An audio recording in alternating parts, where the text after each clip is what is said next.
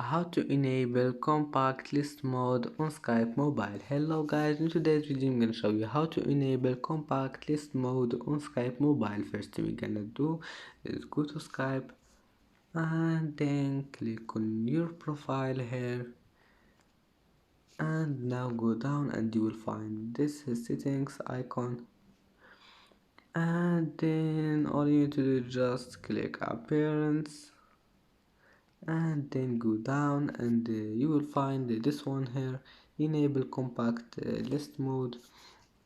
If you want to turn it on, click on it, and as you see, enable compact list mode has been turned on.